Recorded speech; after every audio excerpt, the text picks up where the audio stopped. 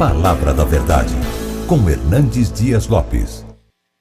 Nessa conferência do Espírito Santo, vem ao meu coração o fato de que nós não podemos exagerar a importância da pessoa e da obra do Espírito Santo.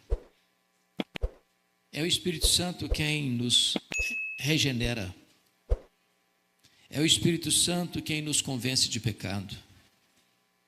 É o Espírito Santo quem nos batiza no corpo de Cristo. É o Espírito Santo quem nos sela como propriedade exclusiva de Deus. É o Espírito Santo que é o penhor, a garantia de que o Deus que começou a boa obra em nós vai completá-la até o dia de Cristo Jesus. É o Espírito Santo que nos dá dons espirituais. É o Espírito Santo quem produz o fruto em nossa vida, o caráter de Cristo. É o Espírito Santo quem nos transforma em templo da morada de Deus. É o Espírito Santo que inspirou a Bíblia e nos ilumina para entendermos a Bíblia. É o Espírito Santo quem nos santifica. É o Espírito Santo quem nos dá poder. É o Espírito Santo quem nos enche. É o Espírito Santo que intercede por nós e nos assiste em nossa fraqueza. É o Espírito Santo que é o outro consolador. É o Espírito Santo quem nos guia a toda a verdade. E então nós vamos ler a palavra que foi inspirada pelo Espírito Santo, rogando que Ele ilumine o nosso coração, a nossa mente, para entendê-la. Romanos capítulo 8, por gentileza. Romanos 8, versos 26 a 30. Eu estou seguindo a versão ARA, e eu acho que vai ser até projetado, salvo melhor juízo.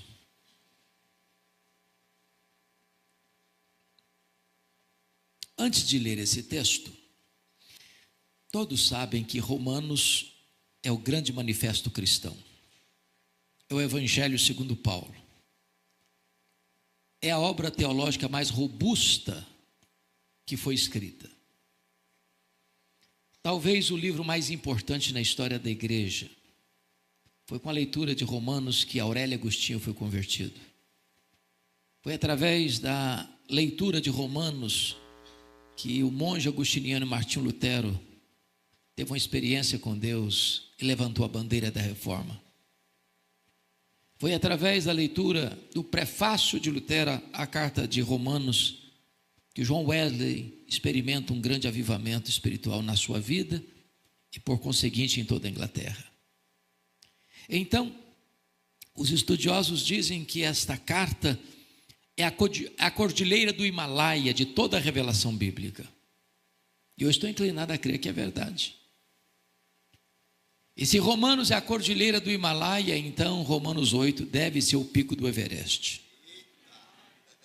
Porque aqui você encontra a obra do Espírito Santo. Aqui você encontra a segurança da salvação que Ele, nos regenerando e nos assistindo, nos fornece. E esse texto diz assim, a partir do verso 26. Também o Espírito semelhantemente nos assiste em nossa fraqueza, porque não sabemos orar como convém, mas o mesmo Espírito intercede por nós sobremaneira com gemidos inexprimíveis. E aquele que sonda os corações sabe qual é a mente do Espírito, porque segundo a vontade de Deus é que Ele intercede pelos santos. Sabemos que todas as coisas cooperam para o bem daqueles que amam a Deus, daqueles que são chamados segundo o seu propósito. Porquanto os que de antemão conheceu, também os predestinou para serem conformes à imagem de seu Filho, a fim de que ele seja o primogênito entre muitos irmãos. E aos que predestinou, a esses também chamou. E aos que chamou, a esses também justificou. E aos que justificou, a esses também glorificou. Bom, eu quero fazer uma declaração contundente, talvez até provocante. E a declaração é esta: nem todas as pessoas que planejam e desejam vencer na vida, vencem na vida. Isso é um fato. E eu queria ilustrar esse fato com a saga esportiva brasileira. Claro que eu não vou recordar vocês a goleada de 7-1. Eu vou trazer à memória esclarecida de vocês fato anterior, 1950. O Brasil hospedava, naquela ocasião, pela primeira vez, uma Copa Mundial de Futebol. A imprensa internacional apontava o Brasil como forte candidato a sagrar-se campeão do mundo. Para não frustrar a expectativa, o Brasil abre aquele campeonato no Maracanã, construído para aquela finalidade, goleando o México por 4-0. Vem para São Paulo e empata com a Suíça por 2-2. Depois ganha da então Iugoslávia por 2-0, classificando-se para a fase seguinte. Quando vai para a fase seguinte, o Brasil se torna um fenômeno, porque ele goleou a Suécia por 7-1. Vai para a semifinal e goleou a Espanha por 6-1. E no dia 16 de julho de 1950, o Brasil entra no Maracanã, com 198 mil torcedores, dependendo apenas de um empate com o Uruguai para sagrar-se campeão do mundo. No Brasil inteiro se festejava, as bandeiras eram desfraldadas, as pessoas dançavam nas praças e nas ruas, já comemorando antecipadamente a vitória. Para não frustrar, novamente, a expectativa, o Brasil entra em campo e faz 1-0 no primeiro tempo. Quase que volta para o segundo tempo com a faixa de campeão no peito. A partida começa, o Uruguai empata o jogo. Mas o Brasil ainda era o campeão do mundo. Mas antes da partida encerrar, o Uruguai fez 2-1. E o Maracanã cobriu-se de silêncio. E a nação brasileira de lágrimas. E a expectativa de vitória transformou-se em derrota amarga e fatídica. Quero dizer a vocês, entretanto, que este não é o destino dos filhos de Deus. Nós não temos apenas expectativa de vitória, nós temos garantia de vitória. Nós já somos mais do que vencedores em Cristo Jesus, nosso Senhor. O texto lido nos revela isso. E a primeira coisa que Paulo vai dizer no verso 26 é esta: também o Espírito semelhantemente nos assiste em nossa fraqueza. Notem que nós não somos mais do que vencedores porque somos fortes. Somos mais do que vencedores apesar de sermos fracos. Eu sempre gostei muito de ler. E praticamente todas as semanas eu visito alguma livraria para ver o que está saindo. E vocês muito bem sabem que os livros mais publicados no Brasil e no mundo são os livros de autoajuda. E os livros que ensinam você a ficar rico rápido. Eu acho que eu não estou lendo direito esses livros. Mas esses livros dizem para você: você é forte. Você é um gigante. Há poder nas suas palavras. Basta fazer cócegas no seu interior, levantar-se-á daí um gigante. Quando eu olho para a Bíblia, ela diz exatamente o contrário. Ela diz que nós somos fracos. Fracos, mas muito fracos. Por exemplo, nós temos fraquezas físicas. Querendo ou não, gostando ou não, o tempo vai esculpindo em nosso rosto algumas rugas indisfarçáveis. As meninas mais inteligentes do que os homens driblam isso melhor, com um bom cosmético. Às vezes acorda de manhã e é um caos. Põe um bom cosmético, vira um cosmos. Daqui a pouquinho uma cirurgia plástica ajuda e muito. Mas chega uma hora, convenhamos, que ainda que o famoso cirurgião plástico Pitangui ressuscitasse dentre os mortos, não teria mais jeito. As pernas ficam bambas, os joelhos trôpegos, as mãos descaídas, os olhos embaçados. E diz os entendidos que cada fio de cabelo branco que brota na nossa cabeça é a morte nos chamando para um duelo. Eu acho que já tem um exército acampado ao meu redor. Temos fraquezas físicas, mas nós temos fraquezas emocionais. Quantos de nós, nas noites mais escuras da alma, já não choramos e gememos, dizendo: meu Deus, eu não aguento mais. também temos fraquezas morais. Já prometemos a Deus, com lágrimas nos olhos: meu Deus, eu nunca mais vou cometer este erro. E daqui a pouco você se flagra cometendo o mesmo erro. Não é porque faltou para você sinceridade, não, faltou para você poder. Mas ainda nós temos fraquezas espirituais. Nós somos um ser ambíguo, contraditório, paradoxal. O bem que queremos, não praticamos; o mal que não queremos, esse fazemos. O que é magnífico é que, apesar da nossa fraqueza, Deus não nos escorraça, Deus não nos rejeita, Deus não nos põe na lateral da vida. O Espírito Santo nos assiste em nossa fraqueza. A ideia do texto é que a vida é um fardo tão pesado que nós não conseguimos carregar esse fardo sozinho. Tem muita gente, meus irmãos, que não aguentam mais o fardo da vida. Por isso entopem as veias de drogas. Por isso se embriagam nas mesas de botequim. Por isso flertam com a própria morte, saltando no abismo do suicídio. Mas em vez de nós sermos esmagados pelo fardo da vida, o Espírito Santo vem e toma esse fardo por nós e nos assiste em nossa fraqueza.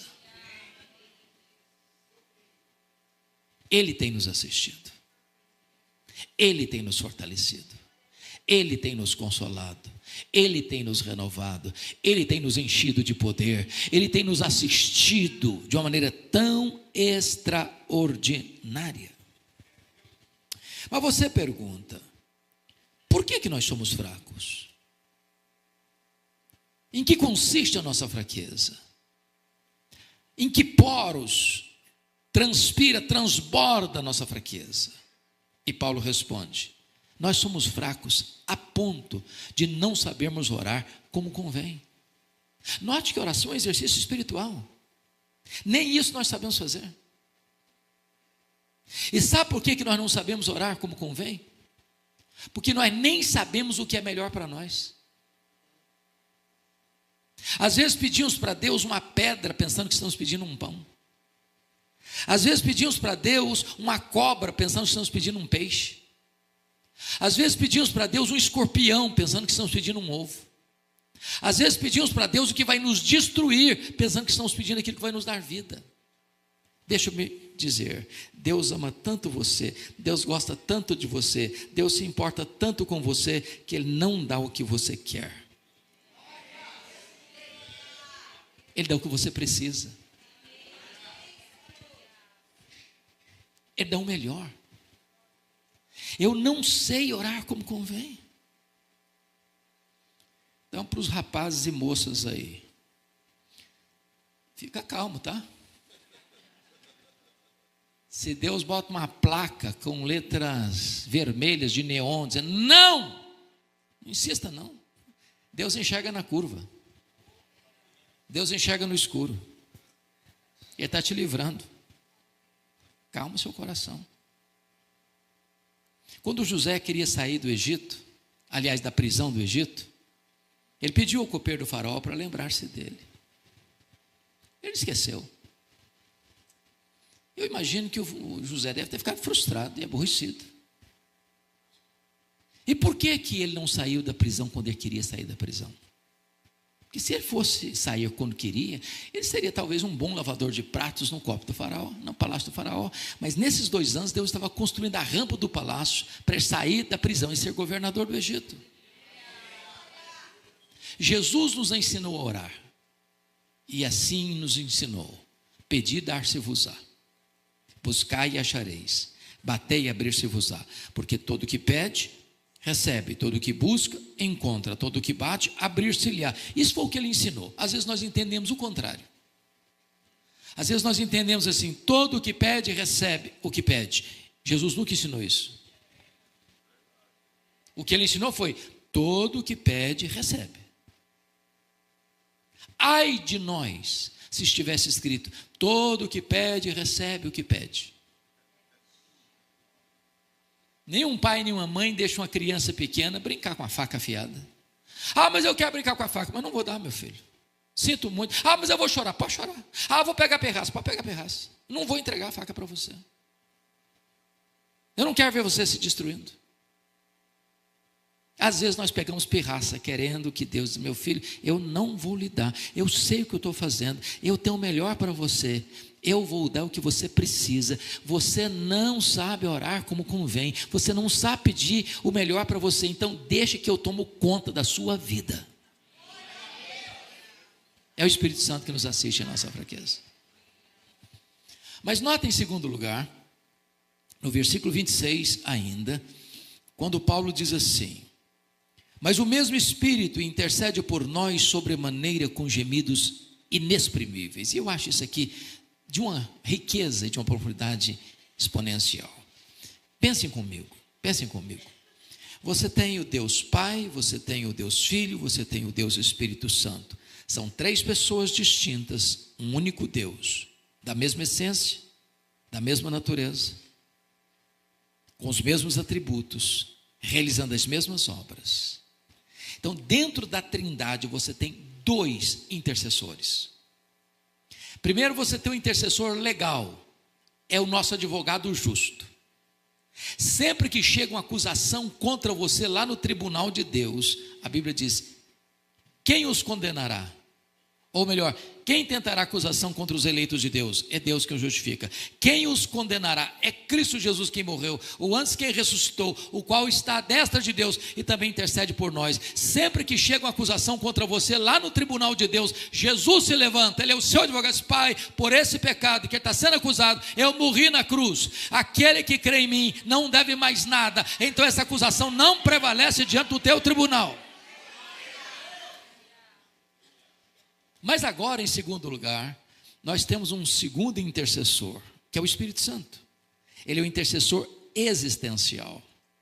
Se Jesus intercede por nós à destra da majestade, o Espírito Santo intercede por nós, em nós, ao Deus que está sobre nós. De que maneira?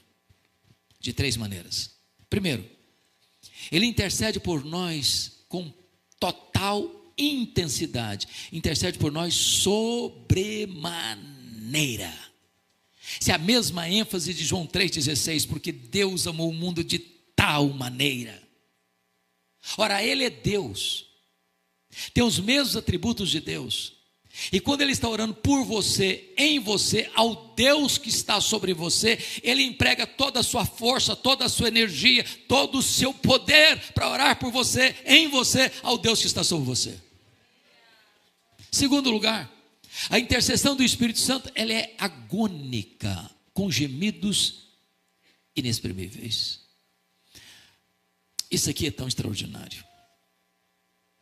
Talvez na minha biblioteca, em termos de comentários bíblicos, Pastor Joel, o livro da Bíblia que eu tenho mais comentários é sobre Romanos. Eu já li pelo menos umas 2 dezenas de bons comentários de Romanos.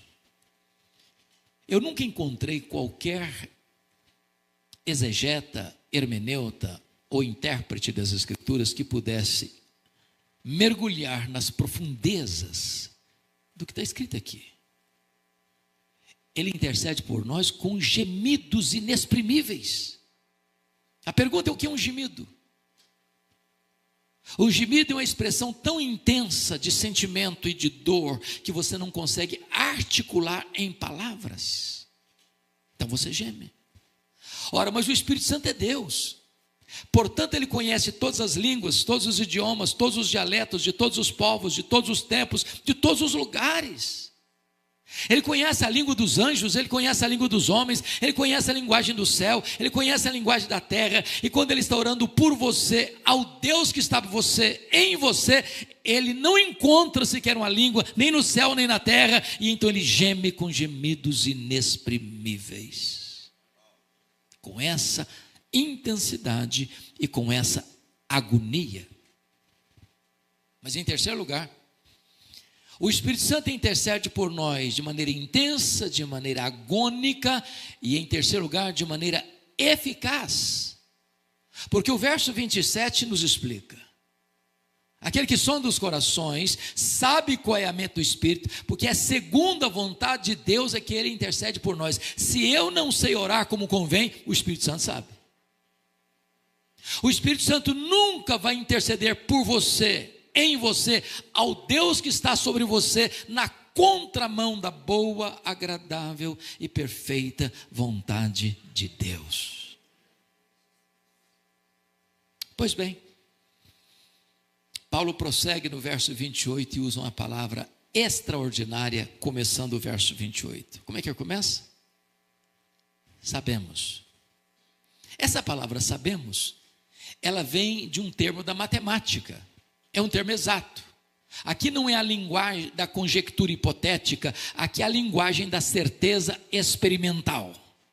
Ele não diz sentimos, ele diz sabemos. É garantia, é segurança. E sabemos o quê? Que algumas coisas, que as melhores coisas, não. Que todas as coisas cooperam para o bem daqueles que amam a Deus. Esse versículo, irmãos, ele é tanto desesperador, quanto muito consolador. Porque às vezes nós queremos usar só nas horas boas. Todas as coisas cooperam. E quando a enfermidade chega? E quando você é despedido da empresa? E quando o luto bate à porta da sua família?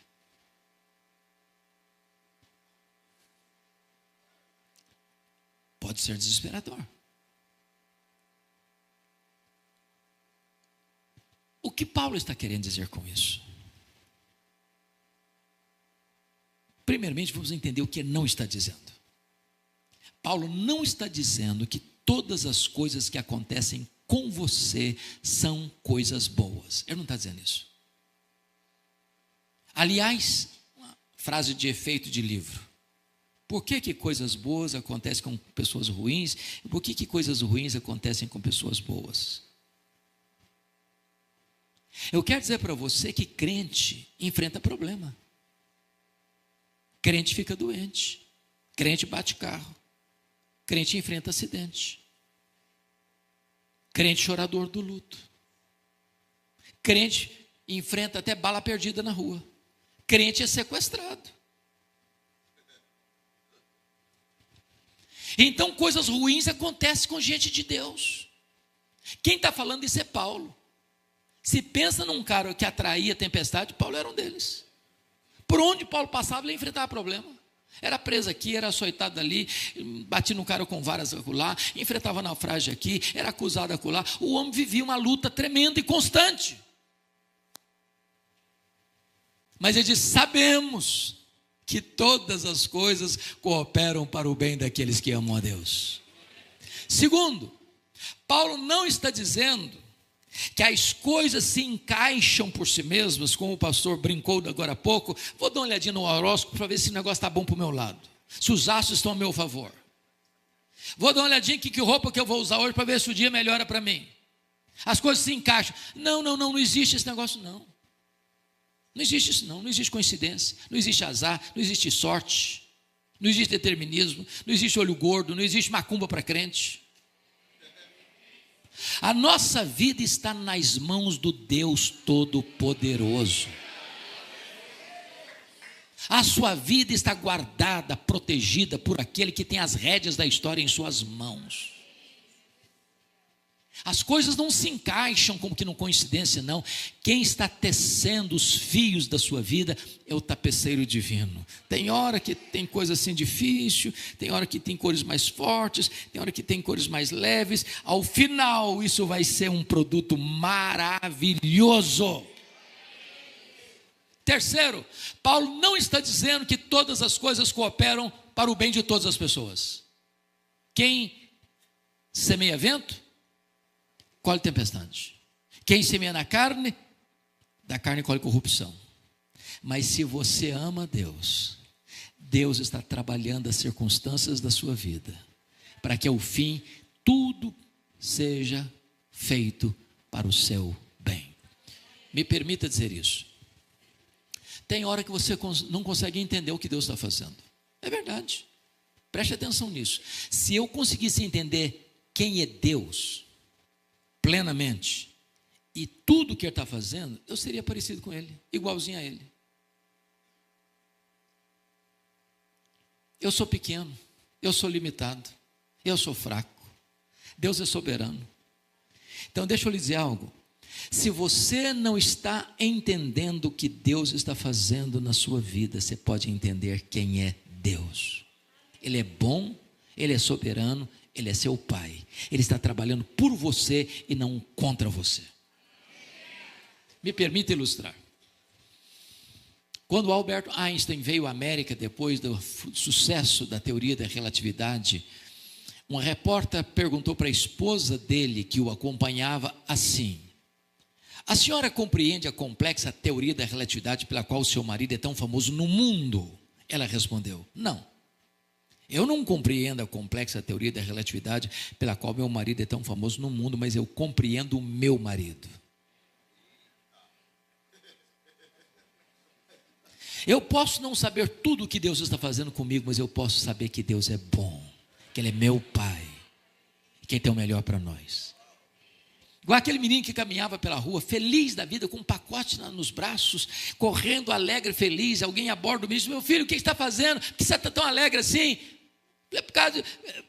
É por causa desse pacote? O que tem desse pacote aí? Eu não sei o que tem desse pacote aqui não. Mas por que você está tão alegre então? Porque foi meu pai que me deu. Meu pai só me dá coisa boa. Me permite ilustrar de outra maneira. Quem já leu As 5 Linguagens do Amor de Gary Chapman? Vários aqui. Quando ele era criança, brincando aos pés da mamãe dele, a mãe estava fazendo um bordado à mão. E ele olhou o bordado de baixo para cima, pelo avesso, e não conseguiu conter. E disse: mamãe, mas que coisa horrível o senhor está fazendo. As linhas estavam soltas. A mãe compreendeu o dilema dele, pegou no colo, mostrou o bordado de cima para baixo. Tinha beleza, tinha harmonia, tinha cores. Tem hora que nós olhamos para a nossa vida como uma criança olha o bordado pelo avesso. As linhas estão soltas, as coisas não se encaixam. Mas haverá um dia em que Deus vai botar você no colo dele, vai mostrar a sua vida de cima para baixo, e então você vai compreender que sempre Deus esteve trabalhando para o seu bem. Agora, a pergunta é: que bem é esse? Que bem é esse? Será que é ser rico? Ser rico é uma bênção. É ter saúde? Ter saúde é uma bênção. É ter sucesso profissional? Ter sucesso profissional é uma bênção. É ter uma família maravilhosa? Ter uma família maravilhosa é uma bênção. Que bem é esse? Que todas as coisas cooperam para ele. A resposta está no verso 29. E no verso 29 está escrito que Deus nos predestinou para sermos conformes à imagem do seu Filho. Sabe qual é o grande projeto de Deus na sua vida? Não é você ser rico, não é você ser famoso. Isso pode até vir a reboque. O grande projeto de Deus na sua vida é fazer de você uma pessoa parecida com Jesus. Em outras palavras, o projeto de Deus não é apenas levar você para o céu. O projeto de Deus é transformar você à imagem do Rei do céu.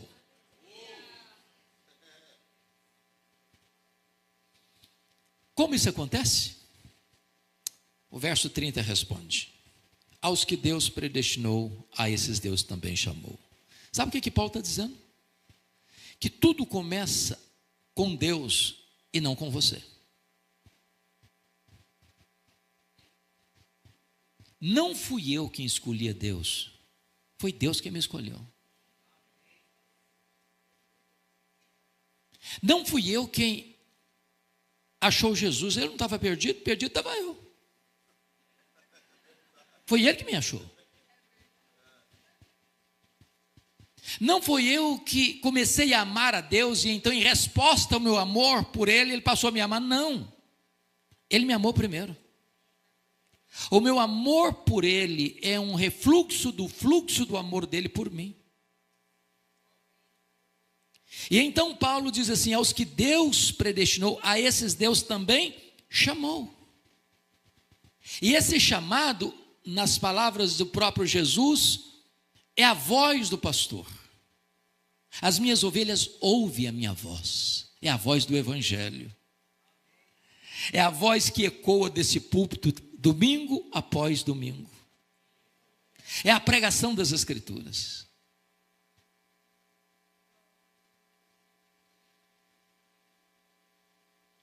Aos que Deus predestinou, a esse Deus também chamou. E vocês muito bem sabem que há dois chamados. Há um chamado externo e há um chamado interno. Irmãos, convenhamos aqui. Já passaram por esse púlpito tantos homens de Deus. Pastor Joel é um homem de Deus e ele prega aqui toda semana.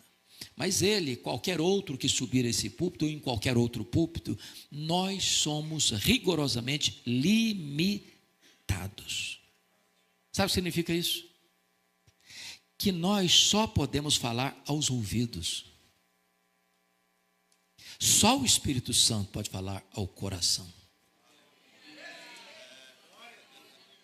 Foi isso que João Batista disse no deserto: eu batizo com água, mas aquele que vem depois de mim é mais poderoso do que eu, ele vos batizará com o Espírito Santo e com fogo. Só ele pode fazer isso, nós não podemos. Então, há dois chamados, um externo e outro interno, um dirigido aos ouvidos, outro dirigido ao coração. Foi Jesus quem disse: muitos são chamados, poucos escolhidos. Mas se eu pudesse ouvir o testemunho de conversão de cada um aqui, nós escutaríamos histórias tão lindas, tão lindas. Quando a pessoa ouve o Evangelho, o Espírito Santo vem, tira o tampão dos ouvidos, tira a venda dos olhos, vai lá dentro, tira o coração de pedra e dá um coração de carne. E de repente aquilo que nunca tinha feito sentido para você, faz todo o sentido do mundo. De repente aquilo que você não tinha nenhum prazer, agora é o deleite da sua alma. De repente aquilo que encantava os seus olhos, agora não encanta mais. Essa voz é poderosa. Permita ilustrar de novo. Eu estava no meu gabinete pastoral há muitos anos, lá em Vitória. Na segunda-feira chega um cidadão, bate a porta do gabinete e disse: eu posso falar com o senhor? Eu falei: claro que pode. Ele me disse: eu estive aqui no culto à noite, ontem à noite, no culto da igreja. Eu falei: mas que bom, o senhor é muito bem-vindo aqui. Ele me respondeu: mas eu não vim participar do culto, não. Eu falei: como assim? Não, eu não vim participar do culto. Eu falei: mas o senhor veio fazer o quê? Ele me respondeu: eu vim roubar um carro. Eu era um traficante. E eu estava lá na rua, o carro estacionado em frente, olhando que carro seria mais fácil eu levar. Quando eu escutei uma música que brotou do templo. E do jeito que eu estava, com meu revólver 38 na cintura, eu entrei. E quando eu entrei, a palavra de Deus foi tão poderosa no meu coração, que as escamas caíram. E eu saí daqui ontem chorando, e cheguei em casa chorando, e minha mulher me perguntou: o que aconteceu com você, Ricardo? Alguém te machucou? Alguém te feriu? Eu respondi para ela: não, mulher, aquele homem que você conhecia não existe mais. Jesus mudou a minha vida.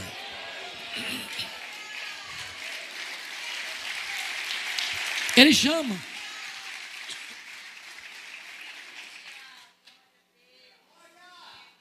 Chama na rua, chama no hospital, chama numa cama de CTI, chama num campo de futebol, chama no bar da esquina. Um dos meus colegas de turma se converteu de uma maneira muito interessante. Ele estava vindo de um baile de madrugada, bêbado. Viu um folheto rasgado, sujo, amarrotado no chão, cheio de poeira. Ele pegou o folheto. Ainda tinha lucidez para ler. E leu o folheto amarrotado e se converteu de madrugada, sozinho no meio da rua, voltando para casa bêbado. Pastor, pregador do Evangelho. Então a voz de Deus é poderosa. O que Deus predestinou, a esse Deus também chamou. E prossegue Paulo: e aos que Deus chamou, a esses Deus também justificou. Meus irmãos, aqui está o coração da Bíblia. Eu quero encorajar você em nome de Jesus. Obrigado, Carisma. Estudem, compreendam o que a Bíblia ensina sobre justificação. Irmãos, isso é a essência da Bíblia. Justificação é um ato legal de Deus, não é um processo, como a santificação. É um ato, acontece uma única vez, nunca mais se repete. Não acontece dentro de você, não acontece lá no tribunal de Deus. A justificação não tem graus, significa uma pessoa que acabou de ser regenerada agora está tão justificada quanto um crente de 50 anos de vida piedosa. Então vamos compreender um pouquinho o que é isso. A Bíblia diz que todos pecaram e destituídos estão da glória de Deus. Quantos pecaram? Todos. Quantos estão destituídos da glória de Deus? Todos. Quantos justos existem? Nenhum sequer. Então aqui está todo mundo no mesmo nível. Agora, a Bíblia diz que nós pecamos por palavras e vamos dar conta no dia do juízo por todas as palavras frívolas que proferimos. Preste atenção. Você lembra de todas? Só fazer um checklist. Já falou mal dos outros?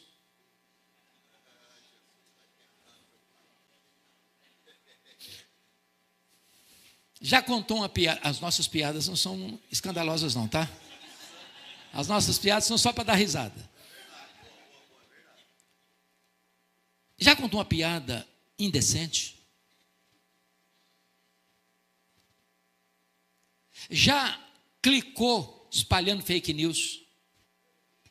Já espalhou boataria? Já mentiu alguma vez? Ah, você não lembra. Está tudo registrado nos anais do tribunal do céu.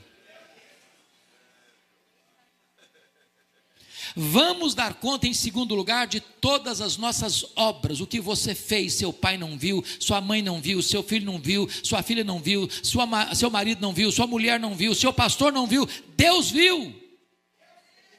Você apagou a luz, fechou a porta do quarto, Deus estava lá. Vamos dar conta no dia do juízo pelas nossas omissões. Se você sabe que deve fazer o bem e não faz, nisso você está pecando. Mas mais grave do que isto, a Bíblia diz que nós vamos dar conta no dia do juízo pelos nossos pensamentos e desejos. Permita fazer uma digressão rápida. Você sabia que Paulo, em Romanos 7, só chegou à conclusão de que ele era pecador por causa do 10º mandamento da lei? Qual a diferença dos 9 primeiros mandamentos para o 10º? Os 9 primeiros mandamentos do decálogo da lei de Moisés, todos são objetivos. Qualquer um olha, qualquer um observa, qualquer um percebe, qualquer um julga. Não terás outros deuses, não farás imagem de escultura, não tomarás o nome do Senhor teu Deus em vão, guarda o dia do Senhor, honra teu pai e tua mãe, não matarás, não adulterarás, não furtarás, não dirás falso testemunho. Qualquer pessoa pode olhar, legislar e julgar. Mas o 10º mandamento é: não cobiçarás. Isso é foro íntimo, isso é subjetivo, isso só Deus vê, só o tribunal de Deus tem competência de julgar e julga. Agora, preste atenção. Os entendidos da área, e aqui tem alguns, inclusive o meu amigo Felipe, os psicólogos dizem que passam pela nossa cabeça em torno de 10 mil pensamentos por dia. Tem dia que passa até um pouco mais. Quantos desses pensamentos você teria vergonha de contar para o seu amigo mais próximo? Pense comigo se nesse telão aqui fossem colocados o que nós pensamos a semana passada. Botaria todos nós de cara no chão. Eu acho que a essas alturas, pastor Joel, tem alguém dizendo assim: eu não vim aqui hoje para escutar uma coisa mais light, eu não estou gostando desse negócio.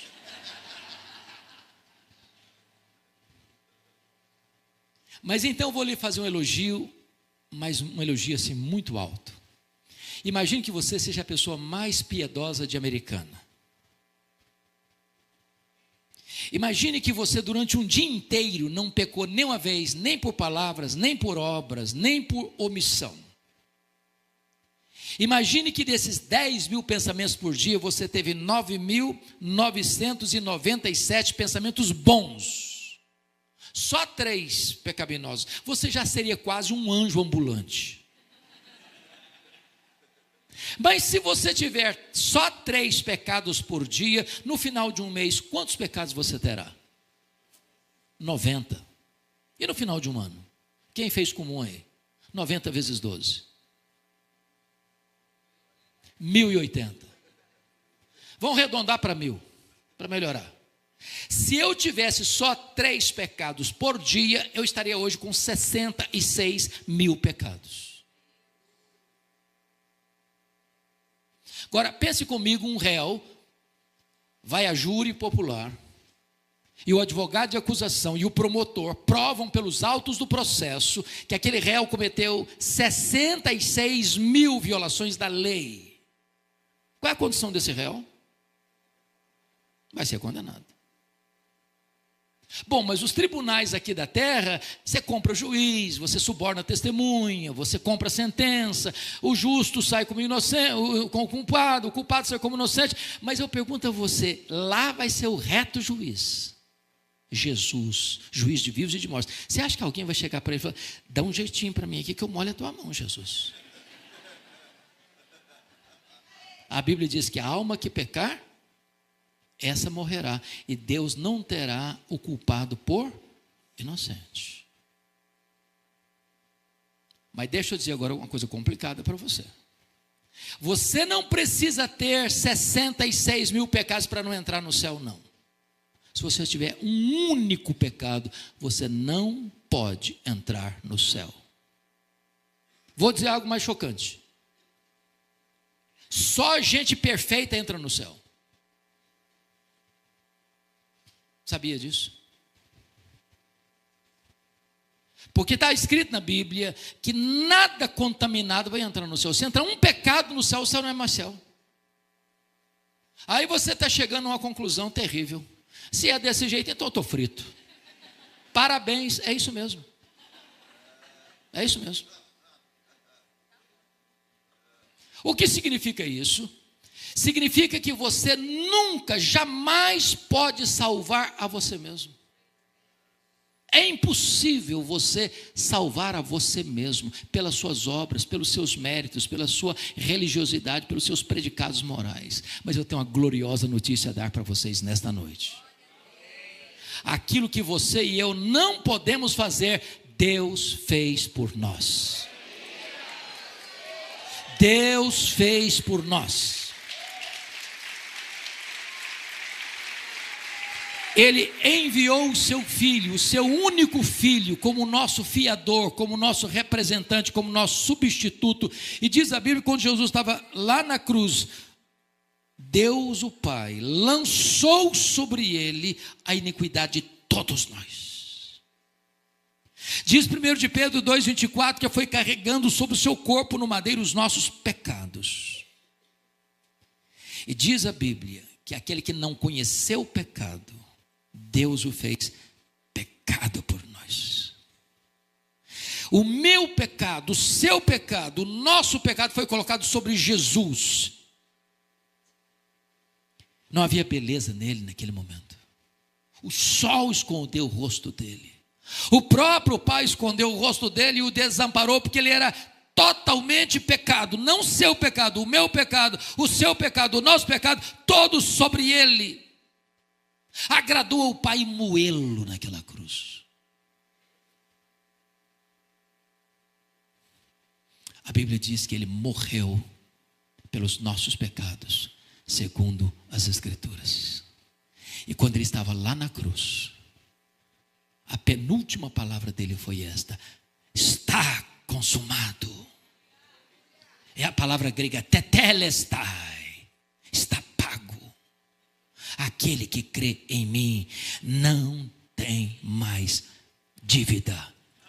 Sua dívida está quitada. Seu perdão está garantido. A sua salvação está assegurada. Aquele que está em Cristo não tem mais condenação sobre ele. Não apenas você não tem mais dívida no tribunal de Deus, mas a Bíblia diz que aquele que não conheceu o pecado, Deus o fez pecado por nós, para que nele nós fôssemos feitos justiça de Deus. Quando Deus puxa a sua ficha lá no tribunal do céu, não apenas não tem mais dívida, mas tem um depósito, um saldo infinitamente poderoso na sua conta. Toda a justiça de Cristo está na sua conta. Você está justificado. Eu vou encerrar, mas preciso dizer isso ainda. Ensaiaram bem, vocês estão de parabéns. Tem um versículo na Bíblia que é encantador e às vezes a gente passa por ele sem perceber. 1 de João 1,9. Quem me ajuda de cor? Se confessarmos os nossos pecados, Ele é fiel e justo para nos perdoar os pecados e nos purificar de toda injustiça. Entendamos uma coisa: justo não perdoa. Sabia disso? Justo aplica a lei e requer que a justiça seja feita. Eu ilustro. Pense comigo, você está em casa com a sua família e chega um bandido de arma em punho e tira a vida de um membro da sua família na sua presença. A polícia é acionada e apanha o criminoso, leva para a cadeia, ele vai a júri, 7-0 para condenação, 30 anos de cadeia.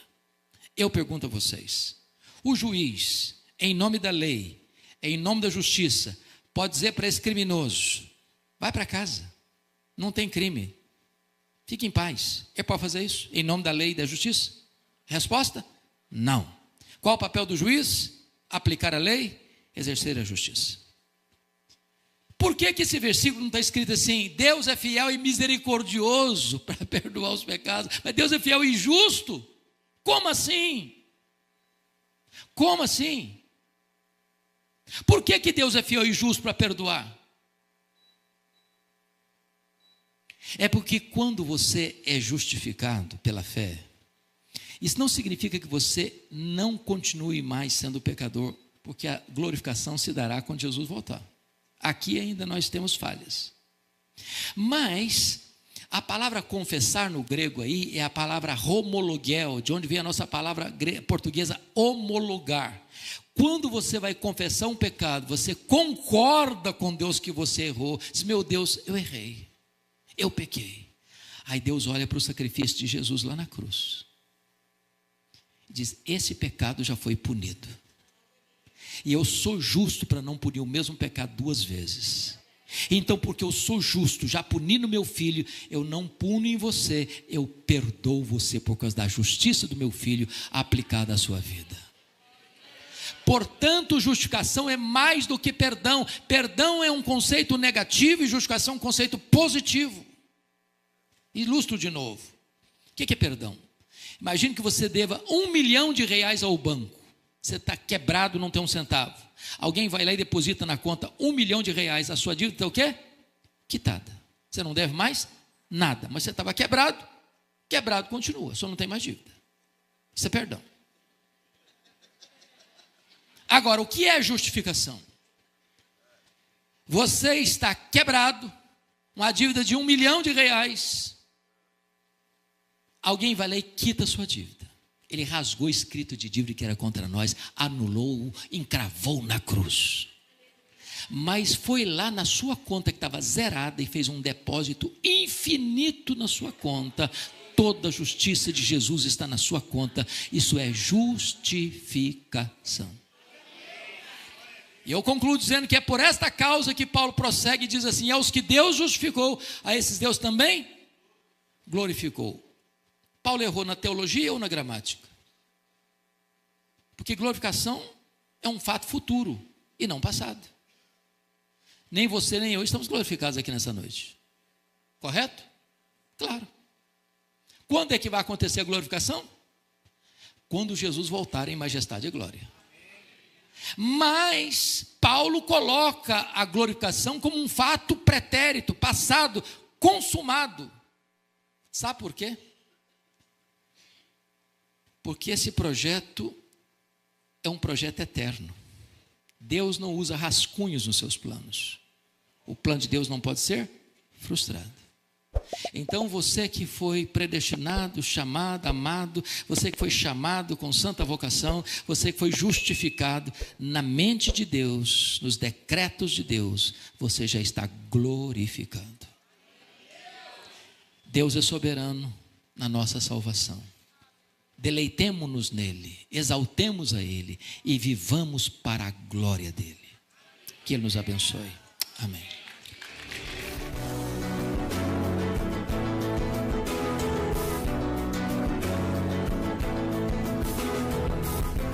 Palavra da Verdade, com Hernandes Dias Lopes.